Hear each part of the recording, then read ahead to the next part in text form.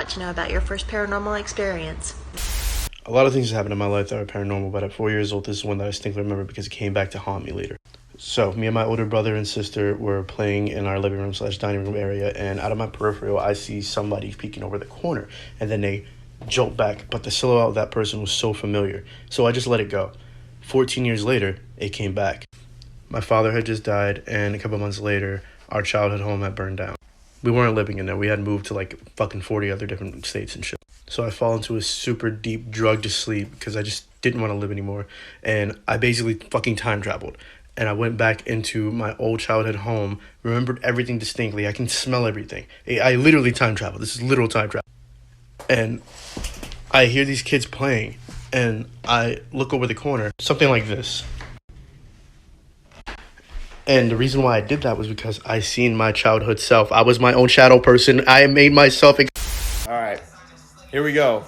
So when I was 14 years old, I had a girlfriend, and she was 15. So at that age, our parents didn't allow us to hang out in our room. So my parents allowed her to come over, but we had to hang out in the basement. My basement isn't creepy at all. It's completely done, so like it's not like a creepy basement story. But we were down there one night, and we were watching a movie, and the movie was over. So I got up because I couldn't find the remote, and I went to go change the channel. And the way my TV's set up, you have to stick your hand behind the TV, and you have to find the button.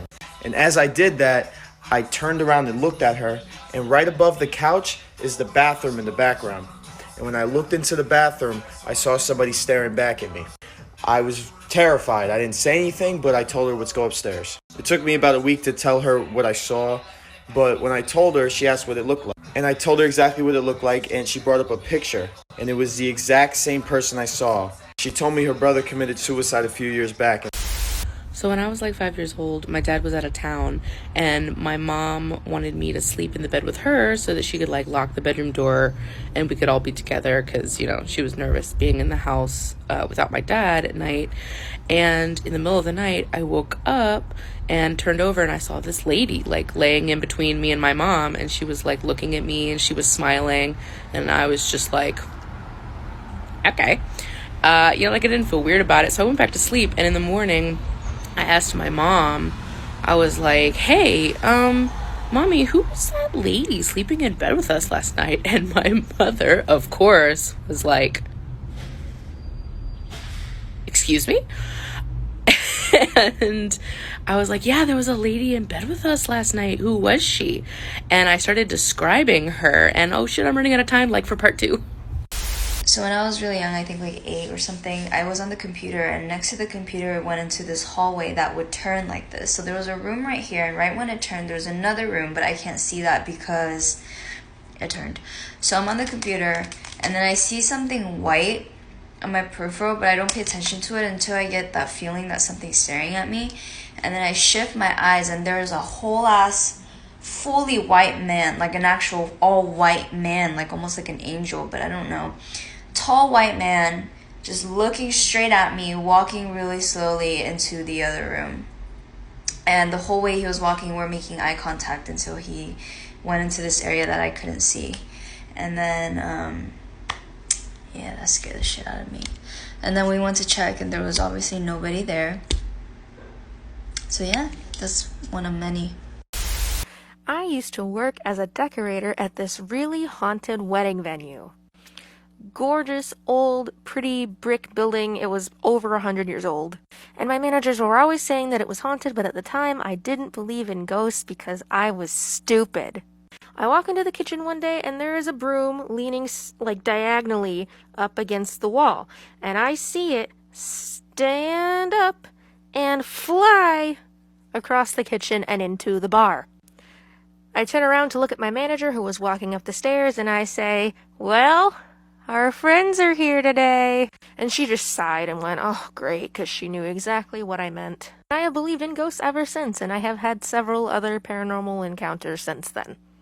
Okay, I've been waiting to tell this story. So I grew up in a super rural farmhouse that was built by my ancestors in the 1800s. I come from a family of farmers, so death was definitely super common, and we lived in a house that when people in the family would die, the funerals would be held right in the house. When I was a little kid, it always felt like weird stuff was going on. Like I always felt like I was being watched, or things were following me, or things would fly off shelves, stuff like that. But the staircase of the house definitely freaked me out the most. It always felt like someone was behind me on it. So one day I stopped on the last stair because it felt like someone was behind me, and I looked and there was this little girl, clear as day.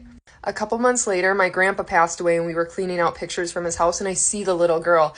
I find out it's his sister who died in that house when she was 11. It was the little girl I saw on the staircase, and that's the story about how I met my great aunt Ruth. The amount of times that I've told the story, like most of my friends, I've heard about this at least once.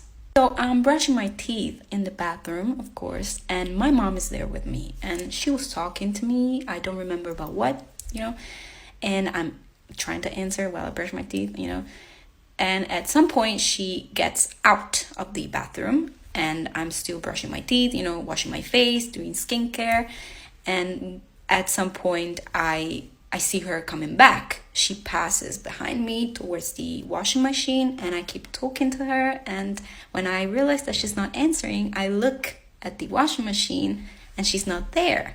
And then she comes again in the bathroom, looks at me and says, "Who the fuck are you talking to?" I kid you, I can't make this up. A woman passed behind me. I saw her. She was dressed differently too, so. Story my pops told me that I'll never forget. Told me like when I was a baby in the crib, I was just crying and crying and crying. He didn't know why I was crying. I never cried as a kid. So he went to the crib, picked me up, wouldn't stop crying. So he took me back to his room in his bed, and I fell asleep on his chest. And he said after I fell asleep, he had a dream. He had a dream about his grandparents, and in the dream, his grandmother was upset with his grandfather. They were arguing, and she was like, "I told you not to touch him, this, that, and blah, blah, blah. We were supposed to just go look. We weren't supposed to touch him because he's a baby." And then his grandfather was like, "I was just excited to see him. I didn't know. I'm sorry." He said after that, he woke up and he checked the spot where my grandfather supposedly touched me in the dream, and he said it was black and blue. Oh, girl.